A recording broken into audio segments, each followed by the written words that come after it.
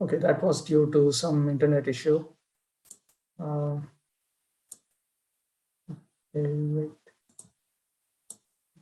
Get back. Okay, this is where we are. Sadhu Vritti. Sadhu Vritti would be excellent as a study on Vaishnava etiquette. Bhakti Aloka itself is very, very good on dealing with all aspects of Vaishnava life. But Sadhu Vritti specifically talks about the activities of saintly persons. Vritti refers to occupation in general, but it also refers to activities. Okay, so let me read out. Sadhu Vritti, following in the footsteps of the previous acharyas. This is following in the footsteps of the previous acharyas as Prabhupada's rendition of Sato Vritte. Sataha Vrittehe is derived from the expression Sadvritti, and Sat and Sadhu are synonyms. Sadbhave, Sadhbhave cha. So Bhaktivinoda Thakur has presented it as Sadhu Vritti. I have already written separate essays regarding Utsaha. There should be no dash above the final A. Nishchaya, same problem. Dhairya, Tat Karma Pravartana, and Sangatyaga. Now I'm writing this essay on Sadhu Vritti. There are two kinds of sadhus. Sadhu, the first A has a dash above it, meant to have a dash. Householders and renunciates. The expression that is commonly used is Grihastha, Grihatyagi. One who is a householder and one who has graduated from household life. I will separately describe the vritti or occupation of each. Vritti here means activity or occupation of each of the householders and renunciates. All the householders and renunciates have different occupations. There are some they have in common. If you consider the expression occupation in the literal sense, something that occupies your time and mind, your time and activities, then vritti has that meaning. There are some they have in common. So there are some prescribed activities that are in common. These will be discussed separately. There are two meanings of the word occupation. Vritti, propensity and lifestyle. Propensity means one's nature or swabhava. Those natural propensities are the living entities, dharma. It is said in Srimad Bhagavatam, Prayas swabhava vihito nam dharmo yuge yuge veda drig bhis smrito rajan pretya cheha cha sharma krit. My dear king, Brahmanas well conversant in Vedic knowledge have given their verdict that in every age, yuga, the conduct of different sections of people according to their material modes of nature is auspicious both in this life and after death. That means these are activities which will benefit them in this life and in the next life. From Bhagavad Gita, chapter 16, we understand that there are three gateways to hell. Kama, Krodha, and Lobha, lust, greed, and anger. That civilization by which our lust, anger, and greed reduces and becomes zero is a divine civilization. That is the civilization of Vedic culture, which has Varnashrama Dharma as its framework. And that civilization, which rejects Vedic authority, will simply bring about an increase of lust, anger, and greed. That is adharma. That which is dharma is in line with the teachings of the Vedas, as demonstrated by self-realized authorities in the disciplic successions who follow the highest teachings of Vedic Dharma. And when Vedic Dharma is followed in the proper manner, it will be auspicious both in this life and after death. It will lead to a decrease of lust and anger and greed. On the other hand, if we reject Vedic authority, or we reject the authority of the Siddha Parampara, the disciplic succession of perfect pure Vaishnavas, then we will be entangled in attitudes and activities which bring about inevitably and uncontrollably an increase of lust, anger, and greed. So, considerations of one's nature, swabhava, dharma, everything has to be in line with Vedic dharma as it has been demonstrated by the parampara of Siddha Vaishnavas, perfect pure Vaishnavas. By passing life in one's natural occupation, one can attain devotion service free from the modes of nature. Otherwise, one will fall into irreligion and be unable to make gradual advancement. In the Srimad Bhagavatam, it is said in the Srimad Bhagavatam, Vritya swabhava kritaya vartamana swakarma krit hitva swabhava jam karma shanai nirgunatamiyat. If one acts in his profession according to his position in the modes of nature and gradually gives up these activities, he attains the transcendental position. As you see, both of these verses are taken from the 7th canto, where there is the Varnashrama Prakarana. There is a section on Varnashrama Dharma. That is a very important section. It will be worth studying it in great detail. Nirgunata, or the transcendental position, means devotion to Krishna. He attains the transcendental position, Nirgunatam Yat. Now, what is that Nirgunata? That is the transcendental position, which is devotion service. Mam chayo vyabhicharena bhakti yogena sevate sagunan samatityayitan brahmabhuyaya kalpate. When one engages in unadulterated devotion service, he comes to the transcendental platform. What does he do in the transcendental platform? Brahmabhuta prasannatma nashochati nakangshati samas sarveshu bhuteshu mad bhaktim lavate param. He becomes fully qualified to attain para bhakti, transcendental bhakti. Transcendental bhakti is uttama bhakti, pure devotion service unto Krishna's lotus feet. Bhakti amam abhijanati yavan yaschasmi tattvataha tato mam tatoto gyatva vishate taddanantaram. And then from that, one comes to the status of pure bhava bhakti, in which one directly realizes the Supreme Lord. And then he attains the absolutely pure, perfect position of prema bhakti, which is as good as residence in the spiritual world itself.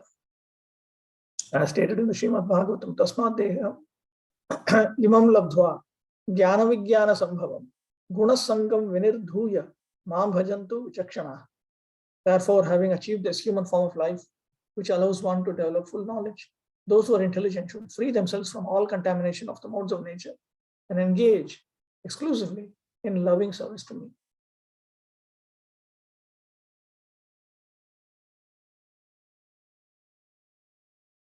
It has been ascertained by the Lord's use of the two words, Nirgunam and Mad Upashraya. These two words are used by the Lord in Srimad Bhagavatam 11.25.29, just previous to the quoted verse, that whatever is performed out of devotion is called Nirguna or transcendental. Let me show you.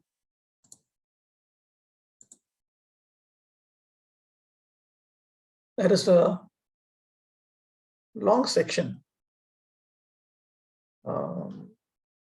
in which Lord Krishna talks about various aspects of existence in the mode of goodness, passion, ignorance, and that which is fully transcendental. Those who are interested can have a look at this 11th canto, 25th chapter. Here, for instance. Sattve pralina swaryanti narallokam rajolaya. Tamolayastun nirayam yanti mameva nirguna. Those who leave this world in the mode of goodness go to the heavenly planets. Those who pass away in the mode of passion remain in the world of human beings. And those dying in the mode of ignorance must go to hell. But those who are free from the influence of all modes of nature come to me. Madarpanam nishphalam va satvikam nijakarmatat. Rajasam phalasankalpam himsa prayadi tamasam. Work performed as an offering to me without consideration of the fruit is considered to be in the mode of goodness. Work performed with a desire to enjoy the results is in the mode of passion. So both of these accept Vedic authority. And work impelled by violence and envy is in the mode of ignorance. This is adharma. And Srila Vishnu Chakravarti Thakur has noted this. Ordinary work performed as, ordinary work means material work, material activities which are acceptable within Vedic dharma, performed as an offering to God without desire for the result, without a desire to relish the benefits, material benefits of them, just for spiritual purification.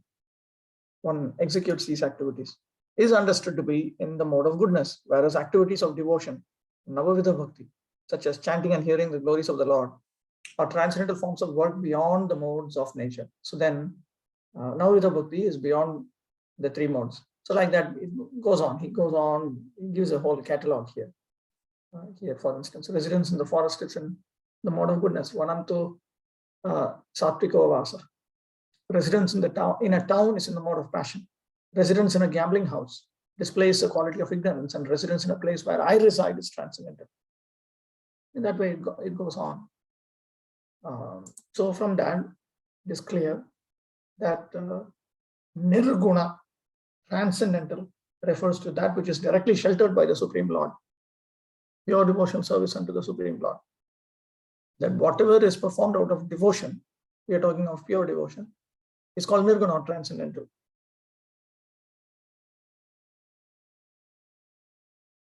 The Srimad Bhagavatam states, Rajastamaschabhi jayet sattva samsevaya munihi sattvam chabhi jayed yukto nairapekshena shantadhi.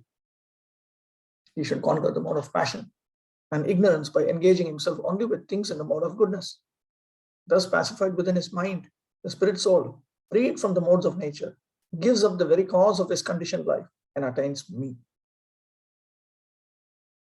Therefore, people can become free from the modes of nature if they pass their lives dovetailing everything, sattvic objects, activities, time and place, with the devotional service of the Lord. Only human beings are eligible for propensities in the mode of goodness, and remaining in that state, they gradually become free from the modes. So in Sattva Guna, one has to organize his life in such a manner that he creates a sattvic environment and ambience. That is the reason why in that 11th canto, 25th chapter, Lord Krishna gives a catalogue of what is in Sattva, what is in Rajas, and what is in Tamas. And also he specifies what is fully transcendental. In Bhagavad Gita also we notice that. But Krishna doesn't specify what is fully transcendental in Bhagavad Gita, but here in Uddhava Gita, he does. So the idea is that we need to dovetail everything in the mode of goodness, not that we directly try to become transcendental.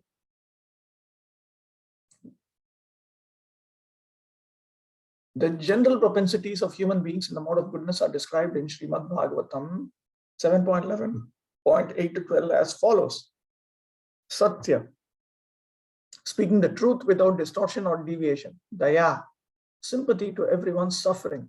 Tapa, austerity, such as observing fast at least twice in a month on the day of Ekadashi. Shaucha, cleanliness, bathing regularly at least twice a day, morning and evening, and remembering to chant the holy name of God.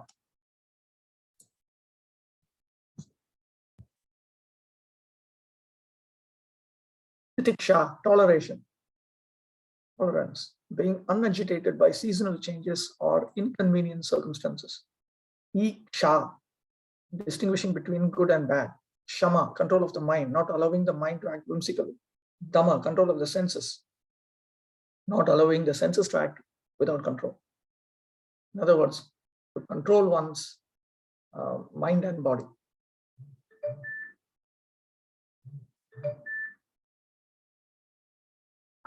Ahimsa, non-violence, not subjecting any living entity to the threefold miseries. Brahmacharya, continence, or abstaining from misuse of one's semen, not indulging in sex with women other than one's own wife, and not having sex with one's own wife when sex is forbidden, like during the period of menstruation. So this is considered brahmacharya. Tyaga, giving in charity at least 50% of one's income. Swadhyaya, reading of transcendental literatures like Bhagavad Gita, Srimad Bhagavatam, Ramayana, and Mahabharata. Saralata, simplicity, freedom from mental duplicity. Now these word meanings are taken from Prabhupada's synonyms to these Bhagavatam verses. Actually, Prabhupada does say, okay, Santosha, being satisfied with that which is available without severe endeavor. Samadarshi Janer Seva. This is Bhaktivinoda's paraphrase, Bengali paraphrase of a Sanskrit expression. Samadrik Seva. That's a Sanskrit.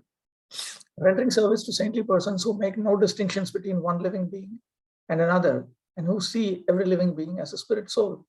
Gramya Cheshta Hoitin Vritti. That's Bengali. Not taking part in so-called philanthropic activities.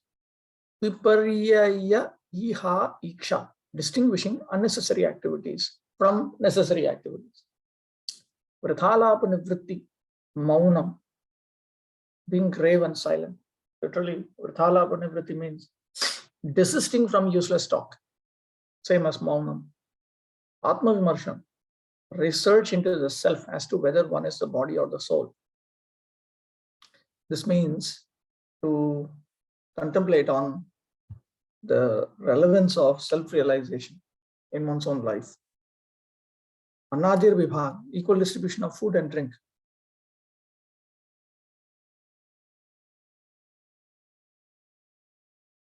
Sakalloke Bhagavad Sambandha Buddhi, accepting all living entities as related to the Lord, as well as Shravan, hearing, Kirtan, chanting, Smaran, remembering his words and activities, Seva, service, Ijya, worship, Nati, offering obeisances, Dasya, accepting the service of Krishna, meaning serving Krishna, menial service to Krishna, Sakhyam, to consider as a friend, to consider Krishna as a friend, Atmanivedan,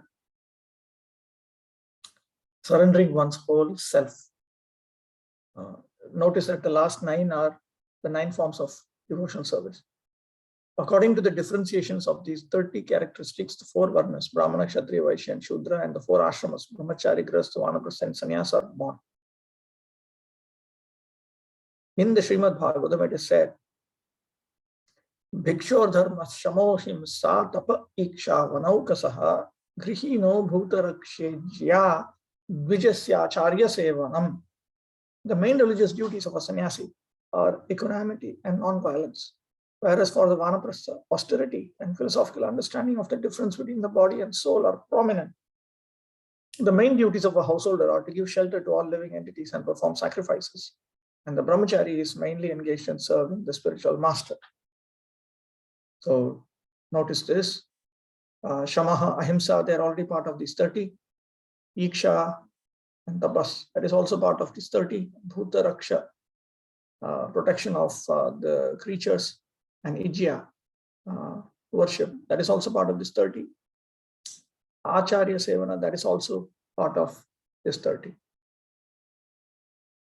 The life occupations of the 4 varnas are stated as follows: study, teaching, worship, giving charity, and accepting charity. These 6 are the Brahmanas' occupations. Out of these, they should maintain their life by teaching, worship, and accepting charity. It's accepting charity, it's not accepting worship. The technical expressions are Pathana, Pathana, Yajana, Yajana, Dana, Pratigraha, in that order for these 6. And out of these, the ones in even number, they are they can be sources of one's livelihood.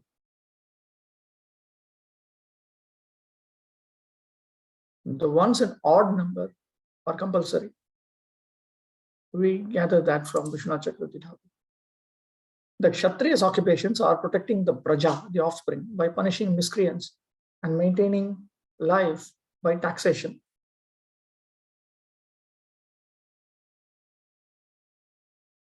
Farming, protecting cows, and business, trade are the Vaishya's occupations. Only serving Brahmanas is the livelihood of the Shudras. That is some. Let me examine this.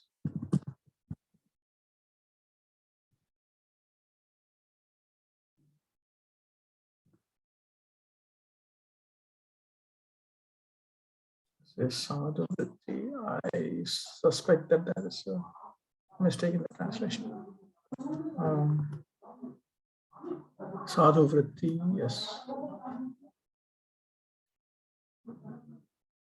Keval Dvija Shushushai Shudra Jibika, to serve the twice born. Yes, only serving twice born is the livelihood of the Shudras. The confusion has come because Dvija, or twice born, sometimes refers to Brahmanas, sometimes it refers to Brahmanas, Kshatriyas, Vaishyas. Here it actually refers to Brahmanas, Kshatriyas, and Vaishyas. The traditional occupation of those who are lower than Shudras are their means of livelihood. From all these conclusions of Srimad Bhagavatam, it should be understood that performing devotional service to Sri Hari is the only purpose of life. There is no other purpose. Unless one makes the gross and subtle bodies favorable for devotional service, one cannot engage in such. One cannot engage in that kind of devotional service. There's a need for some arrangements in order to attain a favorable condition in those two bodies. One needs to organize his gross body and subtle body. Only then he will be able to use them in Krishna service. First, in order to maintain the gross body, there is a need to accumulate a house, household items, grains, and drinks. For the prosperity of the subtle body, one needs proper knowledge and a proper occupation. In order to make the bodies completely favorable for devotional service, there's a need to situate them above the modes of nature. Due to the results of fruitive activities from time immemorial, whatever nature and desires a living entity develops is certainly a mixture of goodness, passion, and ignorance. By first enriching the mode of goodness, one should diminish and defeat passion and ignorance and make goodness prominent. When the mode of goodness is completely under the control of devotional service, then it becomes nirguna. By following this gradual process, one's body, mind, and environment become fit for devotional service. Fit for devotional service means fit for pure devotional service, and its transformation into perfect pure devotional service.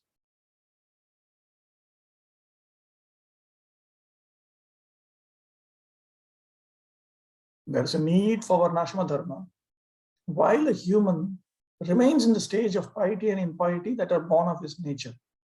So as long as we want to fulfill our human needs, then you need to execute varnashrama dharma.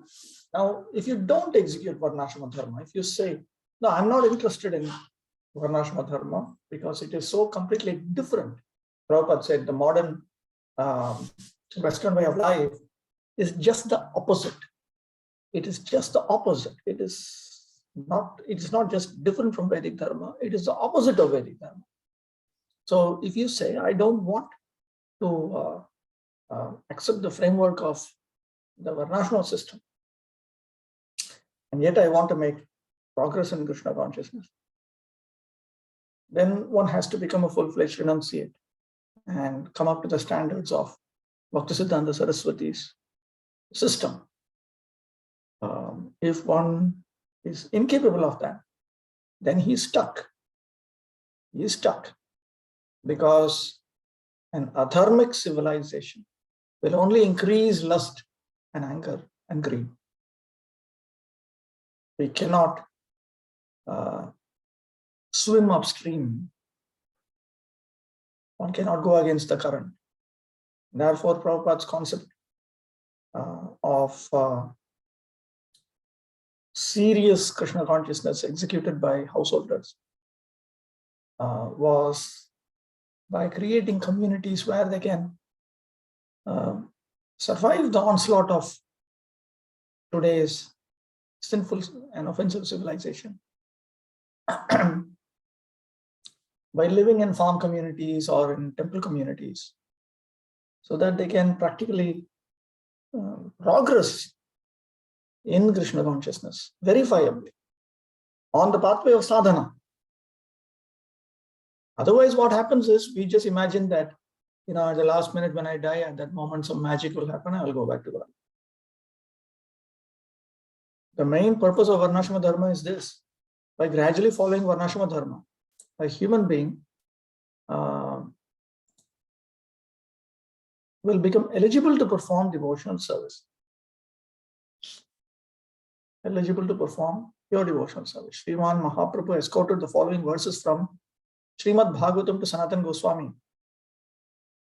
Shri Chamasu Vacha Mukha Bahur Padebhya Purushasya Saha Chatvaro Jagire Varna Gunair Vipradaya Pratak Esham Purusham Sakshat Atma Prabhavam Ishwaram Na Bhajantyava Jananti Sthana Drashta Patantyatha. Shri Chamasa said, each of the four social orders headed by the Brahmanas was born to different combinations of the modes of nature from the face, arms, thighs, and feet of the Supreme Lord in his universal form. Thus, the four spiritual orders were also generated. If any of the members of the four Varnas and four ashramas fail to worship or intentionally disrespect the personality of Godhead, who is the source of their own creation, they will fall down from their position into a hellish state of life.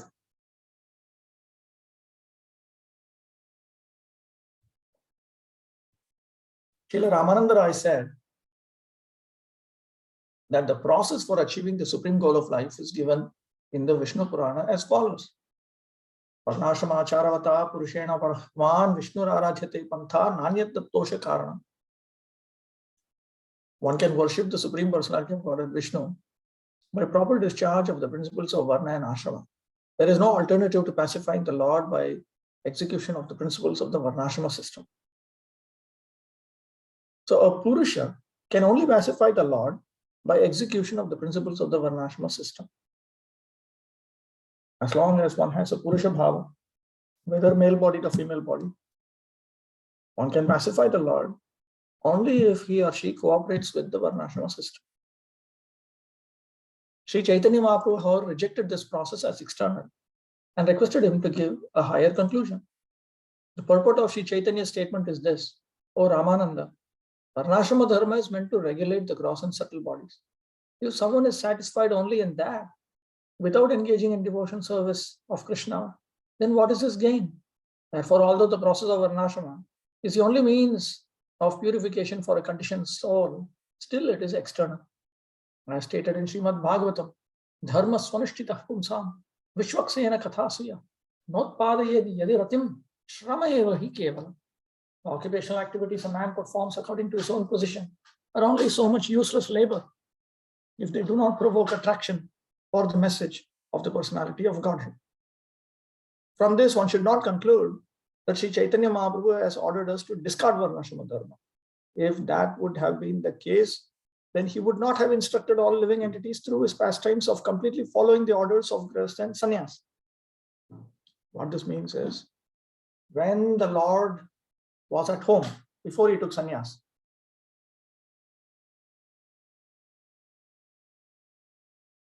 not only did he follow the rules and regulations of Grihastha Ashrama, he also referred to the rules and regulations of householder life. I'll give one example. Okay, I will not need to quote it. I'll simply say when his brother Vishwarup, when his elder brother Vishwarup had taken sannyas, then Lord Chaitanya told his parents, I will be a householder. I will serve my mother and father, and this will make Lakshmi Narayan happy. So now he's referring to a scriptural injunction, actually. And then at a certain point, he referred to the authoritative statement. Na griham griham ityahur grihni griham uchyate. A house is not a house without a wife. Therefore, I will marry. In fact, the Lord married twice. So here again, he referred to scriptural injunctions to justify his engagement in the various activities of the Grihastha Ashrama. From Chaitanya Bhagavat, we understand that he served uninvited guests. He served, he carried out his various Grihastha Ashrama responsibilities in line with the standard rules and regulations for Grihastha Ashrama as found in the Dharma Shastras. After the Lord accepted sannyas also, then he followed the rules and regulations of the sannyas order also very strictly. That information we have in Chaitanya Charitamrita. For instance, Sri Jagadananda Pandit once wanted to provide a comfortable bedding for the Lord. Lord Chaitanya rejected it, saying that no, sannyasi should not do that. So like that, we find that he follows very strictly and he refers to the standard Dharma Shastra rules for the Grihastha Ashrama and Sannyasa Ashrama. So since it is a well-known principle, Apani Achari Prabhu Dharmere Jivere Shikhai, the Supreme Lord himself demonstrates something while teaching it. So from this we understand that he follows Varnashrama Dharma. It's not that he does not follow, he follows it. He follows it very strictly, actually. And he wants us to also follow it very strictly. For Chota Haridas, the Lord punished, gave severe punishment to indicate that sannyasis cannot break the rules of sannyas. Similarly, for Grihasthas, considering the Grihasthas, the Lord very severely punished Gopinath Patanayak, who had some financial irregularities. And again, Lord Chaitanya points out that householders cannot have sinful sources of income, which is again straight from the Dharma Shastra. So the Lord himself has taught that one should follow Varnashrama Dharma, but one should use it in a manner that one progresses from Shraddha to Prema. As long as one has a material body, the system of Varnashrama Dharma must be followed, but it should remain under the full control and domination of Bhakti. Varnashrama Dharma is like the foundation of one's supreme occupational duty. When one's supreme occupational duty is matured and one achieves its goal, then the process is gradually neglected. Again, it is also abandoned at the time of death. So, karma is accepted in order to help us attain purification of mind. And after its purpose is achieved, then one no longer engages in the activity of karma. In the last half of the verse quoted by Srila Ramananda Rai, it says, Vishnu Aradhyate Pantha Nanya Tattosha Karanam. One should know that without following the process of Varnashrama Dharma, a materialist has no alternative to pass his life favorably for the service of the Supreme Personality of Godhead, Vishnu. This is the only way to achieve the life of a devotee. So as long as we are materialistic, we have to first of all restrict our materialism to that which is within Vedic Dharma. Therefore, actually there are different stages of humanity. The lowest stage is ordinary animalistic life.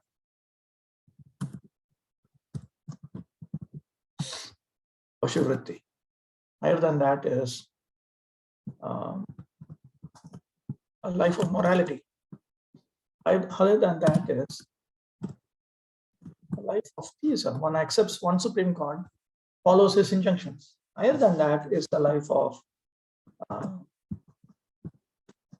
dharma. One accepts Vedic dharma, the rules and regulations of the Varnashram system. Then higher than that is life in pursuit, moksha, liberation. Higher than that is a life in pursuit of loving devotional service unto Krishna. So this is sadhana bhakti.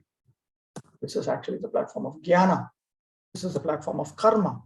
Lower than that is seshwaraniti. Lower than that is nirishwaraniti, or atheistic moral life. Lower than that is animalistic life. So if you examine this carefully, then we notice that the first stage is coming to a platform of, first of all, one becomes moral uninterruptedly. Then one becomes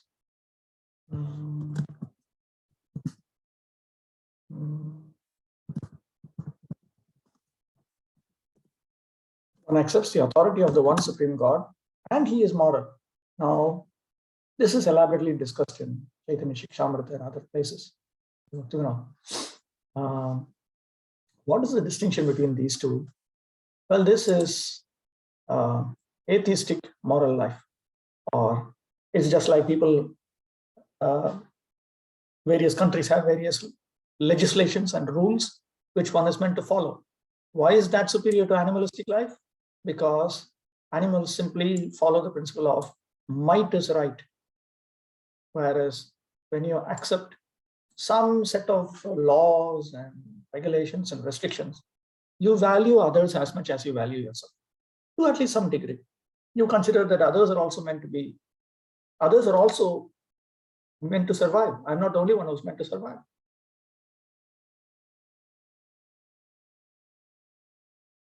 But it is conventional. A group of people get together and they create their own principles of what is meant to be done, what is not meant to be done, what should be encouraged, what should be discouraged. In theistic life, one accepts that the one supreme God has communicated to us through some revealed scriptures, and we need to follow the prescriptions, prohibitions, and allowances as set out in those scriptures. So thus you have the Jews, the Christians, the Muslims, and so on, who adhere to their respective revealed scriptures. That is theistic morality. So this is one level superior when one is uninterruptedly moral, theistic and moral. Then that is definitely one level higher. Higher than that is when one accepts Vedic authority fully.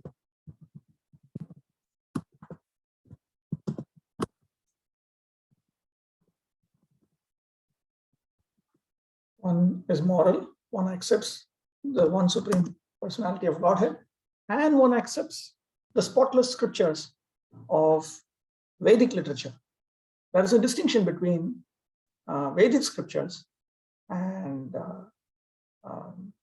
other scriptures. That comes here in Chaitanya Charitamrita itself.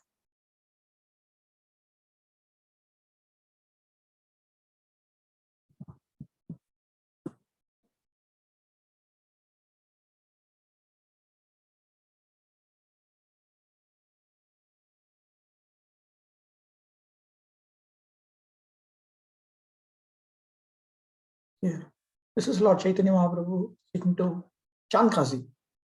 Tomasavar Shastrakarta Seho Branta Hoilo, Na Jani Shastre Marmo, Oiche Agya Dilo. There are many mistakes and illusions in your scriptures. Their compilers, not knowing the essence of knowledge, gave orders that were against reason and argument.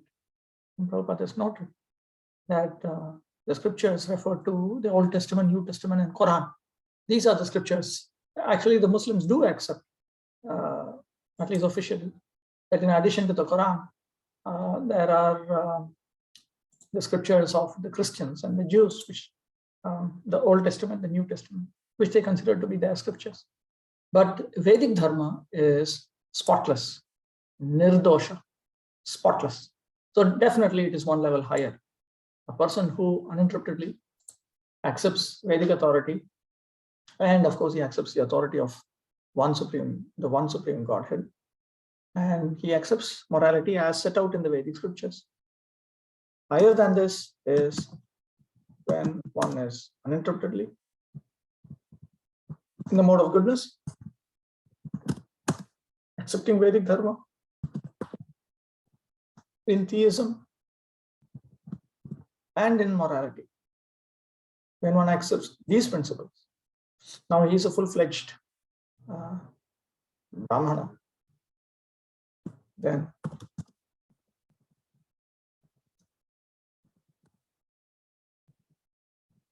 when one is in the mode of goodness, one is very interested in liberation. And then when one goes one step further, he becomes fully pure, then he simply wants to attain eternal service unto Krishna's lotus feet, free from any motivation, free from any interruption. That is uninterruptedly pure, sattvic, dharmic, theistic, moral. So morality is always there, but there are just higher and higher and higher principles that come in. It is like a pyramid. The ones at the top are very less. Manushyanam sahasreshu kaschid yatati siddhaye yatamapi siddhanam kaschin mam veti tattvataha. So Varnashrama Dharma definitely has its role. It has its role when one moves from mere morality to theistic morality. And then when he accepts, and as you go higher and higher and higher, there are more and more restrictions. This is something to be noted. One's knowledge, understanding, and one's restrictions increase as you go higher and higher and higher. One has a superior understanding of one's position in the world as one moves higher, and the restrictions are also higher. So animalistic life is like step 0. It's impulsive. Whatever comes to his head, he wants to do. But the moment you accept some moral principles, some legal principles, some legislation, some rules and regulations of society, then automatically that's a restriction. And you accept monotheistic revealed scriptures, then there are more restrictions. There are even more restrictions when you accept Vedic dharma, and there are even further restrictions when you pursue liberation and when you want to attain pure devotion service under Krishna's lotus feet in full perfection, and you accept the process of pure sadhana bhakti. There are even more restrictions. Therefore, we find in Upadeśāmṛta, which summarizes Śrī Rupa Goswami's teachings on pure bhakti yoga, the very first instruction, Vacho Vegam, Manasah Krodha Vegam, Jikhva Vegam, Udarapastha Vegam, that actually is referred to, practically speaking, as a rule for sannyasis who are meant to be shining in the mode of goodness in the Dharma Shastras. Apart from that, in Bhakti Rasamrita Sindhu, there are some of the Bhagavatam's instructions for sannyasis in Varnashrama Dharma have been placed as rules for ordinary sadhana bhakti.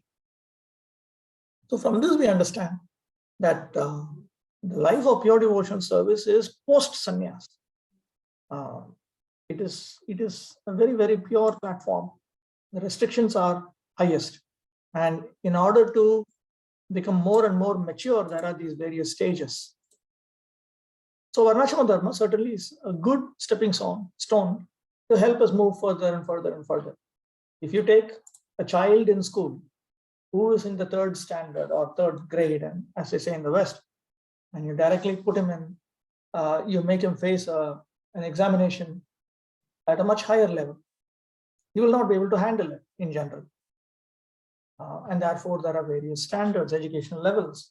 You pass one level, then you move to the next level. Then you pass the exam for that level, then you move to the next level. So in that way, these are different educational levels. So Varnashrama Dharma one should not think that just by coming to this platform, he has attained the perfection of life. Lord Chaitanya is saying, no, that's external. You need to come to this point. But that doesn't mean that one should not be dharmic. If one is not dharmic, there is no question of engaging in pure devotional service. Adharma is absolutely incompatible with even the pursuit of moksha, what to speak of sadhana bhakti, bhava bhakti, prema bhakti. Human beings are divided according to their nature into the following divisions: Brahmana, Kshatriya, Vaishya, Shudra, Sankara, and Antyaja. This is all straight from 7th canto, Varnashrama section. Even though the system of Varnashrama is not clearly present in some countries, still it exists in a seedling form.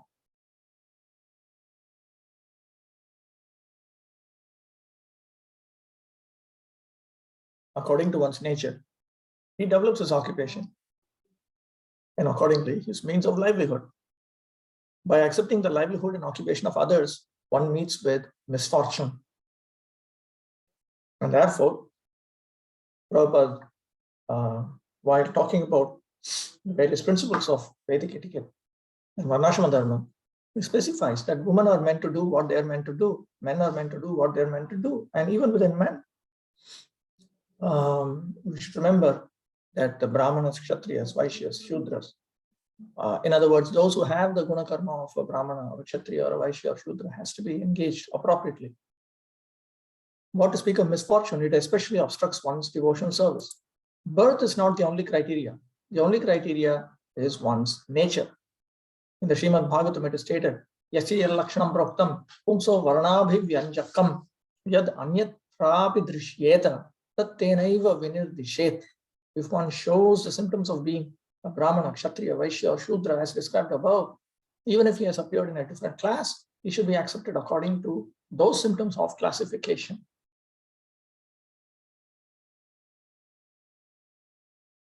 Actually, in Valmiki Ramayana, we come across a situation where Jatayu is being cremated by Lord Ram, as if Jatayu were a Brahmana. So the question is raised, why did the Lord do that? And the answer is given, because the Varna is determined not by external appearance, rather it is determined by guna and karma. Jatayu exhibited the guna and karma of a Brahmana. Therefore, Lord Śrī Ramachandra, he honored him the way a Brahmana is meant to be honored. In his commentary, Sridhar Swami has written, Shamadhibhirreva Brahmanadi Vyavaharu Mukhyaha Na Jati Matrat Ityaha Yasyeti Yadi Anyatra Varnantrepi Drishyata Tad Varnantaram Tenaiva Lakshana Nimittenaiva Varnena Vinadishet Natu Jati Nimittena Ityarthaha. The Brahmana's main characteristics are qualities such as peacefulness, not birth.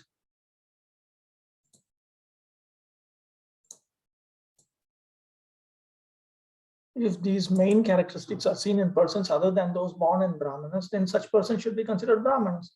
They should not be considered according to their caste by birth. This kind of eternal Varnashrama Dharma is always to be followed. It is often useful for devotion service. It's often useful, except if you are a Nirapeksha, if you are one of these unofficial or official sannyasi types, where you're just mad after Krishna, and you simply you throw away everything. Until you die, you are like that. Not that you're in some high spirit and you do this, and then after a few days, weeks, months, years, decades, you fall down. No, it's not like that. And therefore, in general, following the process of spiritual advancement step by step is very, very useful. It is often useful for devotion service. Members of the four varnas and the lower castes should be eager to progress, should be eager to increase their sattvic nature. If an outcast becomes fortunate due to his pious deeds, then he should progress in his cultivation of goodness while following the conduct of a Shudra.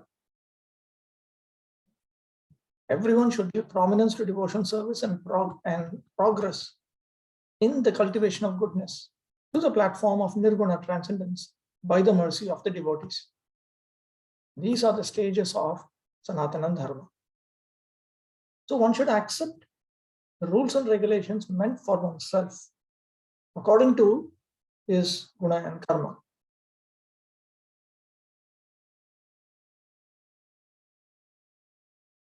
With devotion, the member of any varna is considered the best of the brahmanas. Without devotion, the life of a brahmana fixed in goodness is useless. For example, let us consider the statement. Wait, just give me a minute. What does that come?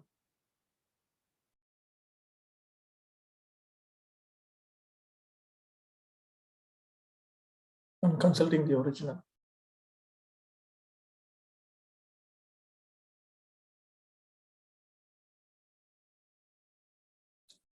Okay, this is what he says. He's not saying, for example, let us consider the statement, rather he's saying, one point needs to be brought out in this connection. Some Mahatma has said, Mahajane Jai Path, Tate Hobo Anurat, Purvapur Korea Bichar. This is Sri Narottam Das Thakur from Prem Bhakti Chandrika. I will be attached to the path chalked out by the previous and later Mahajanas. Actually, literally what he's saying is, I'll be attached to the path of the Mahajanas, the great souls, in due consideration of who came before and who came later. Purvapur Korea Vichar. Just a minute.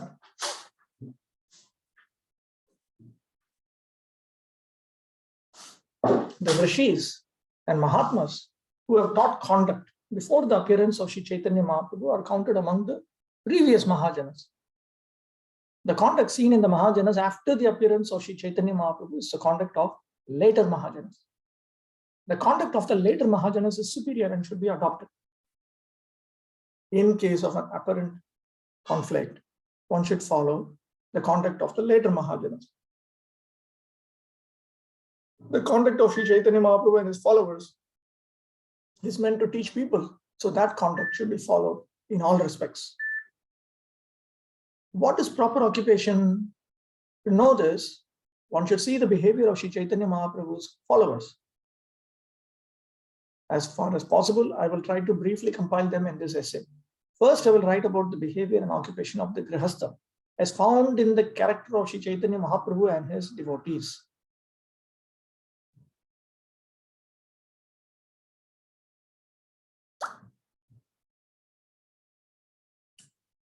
As a support for his devotional service, a householder should find a suitable wife. It is the first duty of one who wants to participate in household life. In the Chaitanya Charitamrita, the Lord says, Grihastha hoila mebe chahi griha dharma, grihini bina griha dharma na hoy shobhana. Since I am remaining at home, it is my duty to act as a Grihastha. Without a wife, there is no meaning to householder life. While maintaining religious family life with one's wife, sons, and daughters are born in the form of Krishna's servants and maidservants. To nourish them is called maintaining the family. In these activities, there's a need for piously accumulating wealth. In this regard, Sri Chaitanya Mahaprabhu has said in Chaitanya Bhagavat and Chaitanya Charitamrita, Prabhu bole parivar anek tomar, nirvaho kemote tobe hoibe sobar, grahastha hoye niho chahiye sanchoy, sanchoy na koile kutumba bhara nahi hoy. The Lord said, there are so many members in your family. How will you maintain everyone? Being a householder, one needs to save some money. Because he is not doing so, it is very difficult for him to maintain his family. So that's another rule. One has to piously accumulate wealth.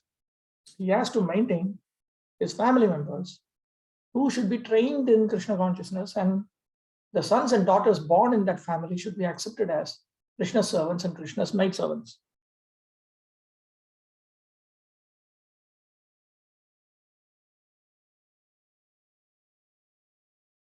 One must be educated at a proper age.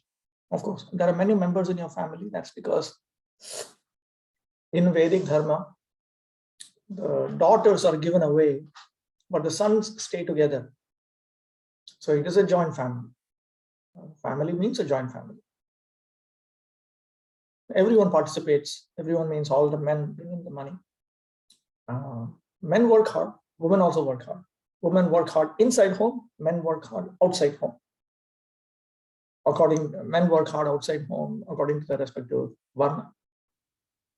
One must be educated at a proper age, but he should not study atheistic literatures. That's another point. In the Chaitanya Bhagavat the Lord says, "Ode kene lo Krishna bhakti jani vare, she jodi nahi lo, tobe vidyai ki kore, vishay modantho sob kichui na jane, vidya mode dhana mode vaishnav na chine, Bhagavat puriyao karo buddhi nash." Why do people study? Education is only for understanding devotional service of Lord Krishna. If you miss this point, then what is the use of your education? Everyone is blinded by pride and self-gratification. Being proud of their education and wealth, they fail to recognize a Vaishnava. If one studies Srimad Bhagavatam improperly, his intelligence is polluted. So, one must be educated at a proper age. So the children need to be educated at the right age, but they should not be made to study atheistic literatures.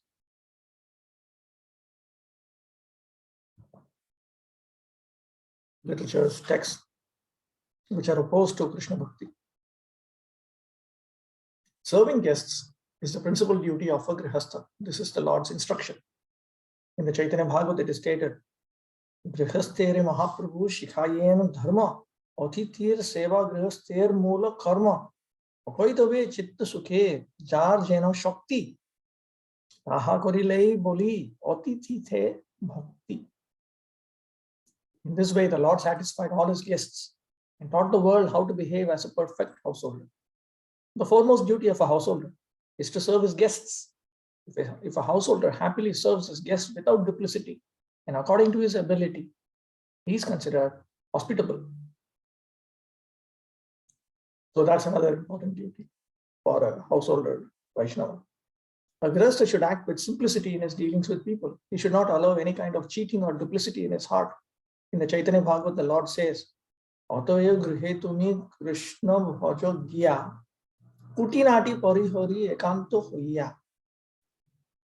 Therefore, go back to your home and worship Lord Krishna with full attention, giving up all duplicity. So to give up dishonesty, duplicity, and diplomacy, that is also an important principle. It is the principal duty of a grihastha to serve senior persons. In the Chaitanya Charitamrita, the Lord says, "Grihastha hoiya koribo pitamatar sebon, ihate tushto hoben Lakshmi Narayan. Later I shall become a householder and thus serve my parents. For this action will very much satisfy Lord Narayan and his wife, the goddess of fortune." This is the life. Man is meant to,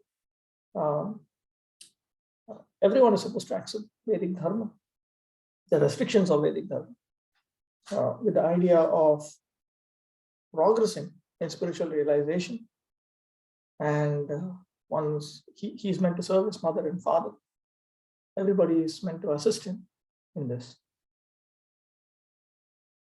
A householder should take the principles of renunciation to heart, but he should not simply dress as a renunciate, as stated by the Lord in the Chaitanya Charitamrita.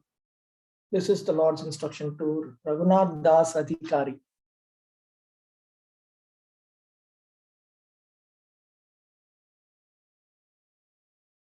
Who was very eager to be with Lord Chaitanya as a renunciate at Puri. "Sthir hoiya ghore jao na hao batul, krome krome paye log bhav sindhu kul, मरकट वैराग्य ना करो लोक दिखाइया, यथा योग्य विषय भुंजो अनासक्त होइया, अंतरे निष्ठा कर बाजे लोक व्यवहार, अचिरात कृष्ण तोमाय करिबे उद्धार. Be patient and return home. Don't be a crazy fellow. By and by, you will be able to cross the ocean of material existence. You should not make yourself a show bottle devotee and become a false renunciate. For the time being, enjoy the material world in a befitting way and do not become attached to it. Within your heart, you should keep yourself very faithful, but externally, you may behave like an ordinary man. Thus, Krishna will soon be very pleased and deliver you from the clutches of Maya.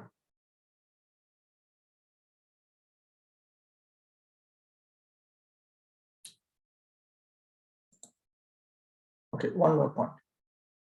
A householder is duty bound to work for the benefit of everyone. This is the duty of a householder. A householder cannot be selfish. He is meant to do service to everyone. In the Chaitanya Charitamrita, the Lord said, Bharata bhumite hoilo manusya janma jar, janma sarthaka kori koro paro upakar. And the next statement is from Śrī Upadeśāmṛta, quoted by Lord Chaitanya. When the Lord was a householder, Nacho gao bhakta sange karo sankirtan, Krishna naam upadeshi tara sarvajan. One who has taken his birth as a human being in the land of India, Bharatavarsha, should make his life successful and work for the benefit of all other people. My dear child, continue dancing, chanting, and performing Sankirtan in association with devotees. Furthermore, go out and preach the value of chanting Krishna, for by this process, you will be able to deliver all fallen souls. Okay, let me make a note.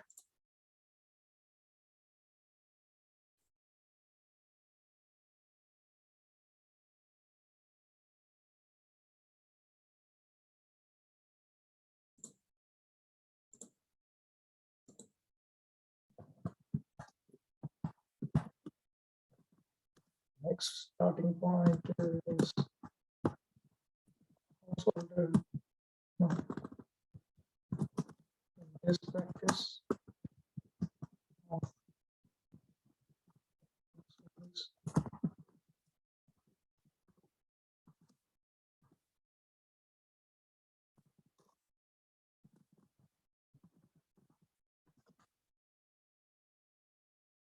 okay.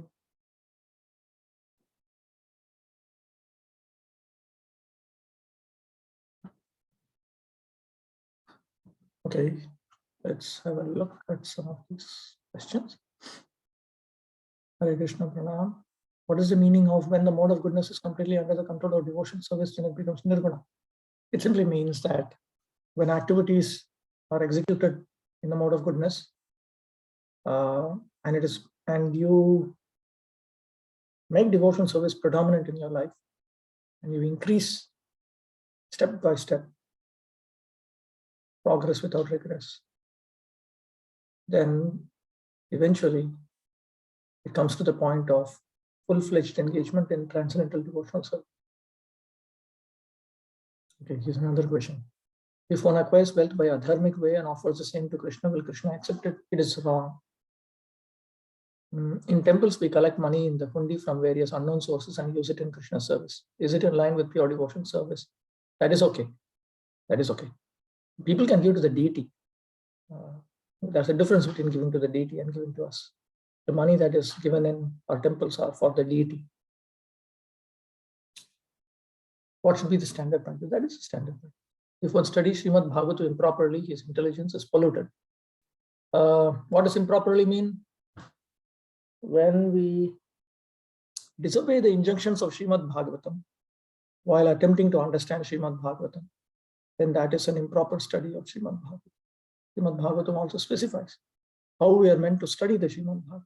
We are meant to accept the authority of perfect pure Vaishnavas and understand the Srimad Bhagavatam in line with that. How to understand that one should not dance with non-devotees. One should not dance with non-devotees. When we do Harinam always, non-devotees get attracted and dance with practicing devotees. That is to encourage them to chant. Not that we want to go to some dance party and dance with them. What is duplicity? Duplicity means thinking one thing, saying one thing, doing one thing. When all these three are totally different from each other. So duplicity is something that Prabhupada didn't like, Bhaktisiddhanta Saraswati Thakur didn't like, and Sachidananda Bhaktivinoda Thakur also did not like. Lord Chaitanya does not like. So with all of these problems, there is no wonder that we hardly make spiritual progress. We can't be in delusion and deceive ourselves and others, saying that no, but we're all magically going back to God through the back door, through the side door, through this door, through that door. There's no door other than the standard door, and there's only one door. Only after decades you come to that point and you understand that. How to cross-check duplicitous association in street Sankirtan?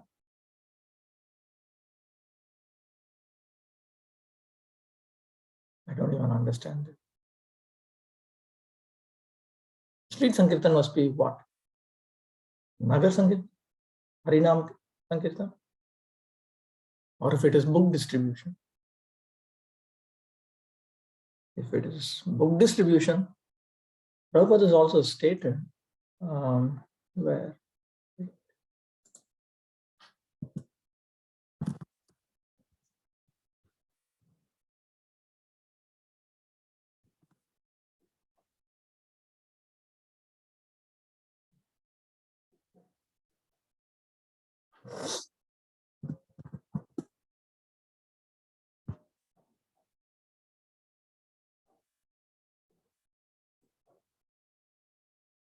oh, I didn't share the screen. Let me share the screen.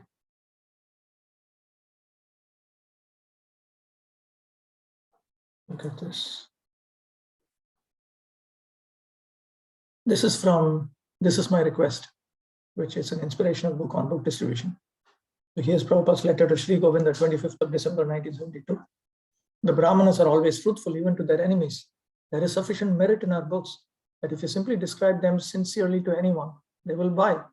That art you must develop, not art of lying. Convince them to give by your preaching the absolute truth, not by tricking. That is more mature stage of development of Krishna consciousness.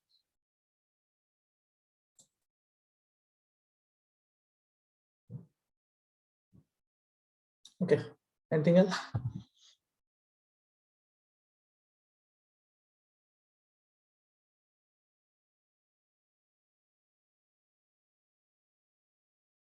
All right, if there are further discussions that can take place in Telegram. Patitanam pavanebhyo vaishnavebhyo.